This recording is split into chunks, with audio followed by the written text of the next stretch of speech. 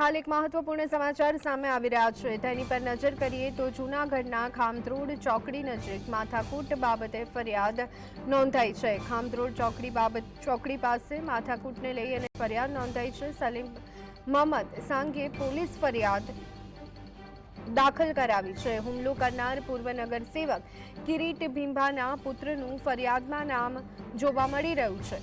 Pipe અને ધોકા વડે હુમલો કર્યા બાબતે આ સમગ્ર ઘટનાને લઈ અને ફરિયાદ દાખલ કરવામાં આવી છે। સલીમ સાંગનો અમારા વિસ્તારમાં ઘણા સમયથી ત્રાસ હોવાની વાત કિરીટ ભીંભાએ કરી હતી।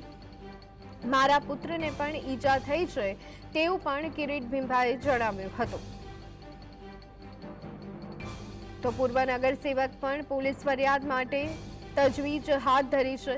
પૂર્વ નગરસેવક દ્વારા પણ ફરિયાદ દાખલ કરવામાં આવશે। જૂનાગઢના ખામત્રોડ ચોકડી પાસેની ઘટના કે જ્યાં માથાકૂટ બાબતે ફરિયાદ નોંધાઈ છે। આ સંદર્ભે વધુ વિગત મેળવી લઈએ। સંવાદદાતા હિરેન અમારી સાથે જોડાઈ ગયા છે। હિરેન, ખામત્રોડ ચોકડી માથાકૂટની ઘટના, પૂર્વ નગરસેવક સામે ફરિયાદ, પુત્રનું ફરિયાદમાં નામ, શું વિગતો? ઘણી વાત કરવામાં આવે તો જૂનાગઢના ખામત્રોડ ચોકડી પર ગઈકાલે એટલે ધૂળેટીને દિવસે બે જૂથ વચ્ચે જે સશસ્ત્ર મારામારી થઈ હતી અને તેના વિડીયો છે તે પણ સામે આવ્યા છે। આ સમગ્ર ઘટનામાં જે ભાજપના વોર્ડ નંબર 2 ના નગરસેવક છે લીરીબેન મુન્નાભાઈ ભીંભા, તેમના પુત્રની સામે પણ ફરિયાદ દાખલ થઈ છે અને અન્ય 6 થી 7 લોકો સામે ફરિયાદ દાખલ થઈ છે। હાલ સમગ્ર મામલે પોલીસ દ્વારા ગુનો દાખલ કરી તપાસ કરવામાં આવી રહી છે। જે ઈજાગ્રસ્ત લોકો છે તે પણ હોસ્પિટલે સારવાર માટે ખસેડાયા અને હોસ્પિટલમાં સારવાર હેઠળ છે।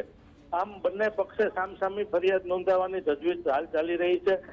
જ્યારે નગરસેવક છે તેમનો દાવો છે કે જે હુમલાનો ભોગ બન્યા છે તે લોકો પણ તેમના પુત્રને છેલ્લા ઘણા સમયથી હેરાન પરેશાન કરતા હતા અને જેના કારણે આ સમગ્ર ઘટના બની છે અને પોતે પણ જે હુમલાનો ભોગ બન્યા છે તેઓ સામે ફરિયાદ કરવા માટેની તજવીજ કરી રહ્યા છે। જી આભાર હિરેન, સમગ્ર માહિતી આપવા બદલ।